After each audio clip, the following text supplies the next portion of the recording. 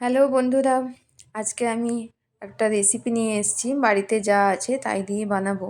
Veg বিরিয়ানির মতো বানাচ্ছি। তো সবজিতে দেখো কী কী নিয়েছি। গাজর নিয়েছি, বিনস নিয়েছি, ফুলকপি নিয়েছি, সিম নিয়েছি আর সোয়াবিন নিয়েছি। সোয়াবিনটা ভিজিয়ে রেখেছিলাম গরম জলে একটু। এখানে দেখো একটু নুন, তেল, আর তেলের মধ্যে নুন দিয়েছি, হলুদ দিয়েছি আর একটু কাশ্মীরি লঙ্কার গুঁড়ো দিয়েছি। তো একটু ভিজিয়ে রাখা যে সোয়াবিনগুলো ওগুলো ভেজে নিচ্ছি। জলটা ঝরিয়ে নিয়েছি ভালো করে। এবার এখানে দেখো জিরে দিয়ে দিয়েছি। জিরেটা আমি দিতে ভুলে গেছিলাম আগে, তাই একটু অল্প জিরে দিয়ে দিলাম তেলের মধ্যে। এবার সবজিগুলো ভালো করে ভেজে নিচ্ছি। এখানে দেখো একটু আদা কুচি দিয়েছি, যেহেতু আজকে আমি নিরামিষ বানাচ্ছি। আর নুন হলুদ দিয়েছি। কিছু কাজুও এখানে ভেজে নিচ্ছি। বাড়িতে যা যা সবজি আছে তাই নিয়ে একটা নিজের মতো করে বানানোর চেষ্টা করছি। কেমন লাগলো তোমরা জানিও বন্ধুরা।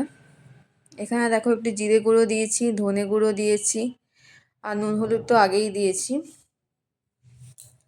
এবার এখানে মশলাগুলোর সাথে ওই যে ফুলকপিটা হালকা করে একটু সেদ্ধ করে নিয়েছিলাম, এখানে ভেজে নিচ্ছি। তার সাথে দেখো টমেটো কুচি আর কাঁচা লঙ্কা কুচি দিয়েছি। সবগুলো ভালো করে ভেজে নিচ্ছি।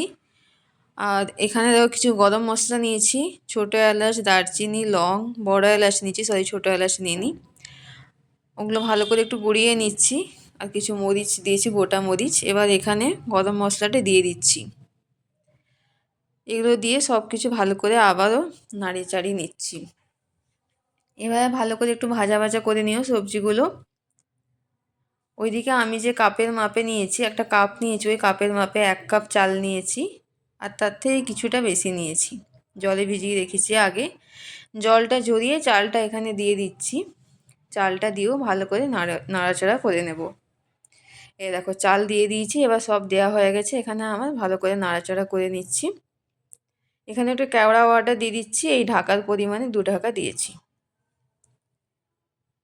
আর একটু বিরিয়ানি মশলা দিচ্ছি দেখো। ব্যাস বিরিয়ানি মশলা দেওয়া হয়ে গেছে। এবার এই যে কাপটার মাপে আমি 3 কাপ মতো জল দিয়েছি। এই 3 কাপ জল এখন আমি কুকারের মধ্যে দেখো একটু গরম করে নিচ্ছি। গরম হয়ে গেছে। এবার যে ভেজে রাখা সব সবজি আর চাল আছে এগুলো আমি কুকারে দিয়ে দেব। এই দেখো ফ্লেমটা কম করে দিও যখন কুকারে দেবে, লো ফ্লেমে দিয়ে দিও। এই দেখো সব দেওয়া হয়ে গেছে। এবার ভালো করে নেড়ে চেড়ে ঢাকা দিয়ে দেব।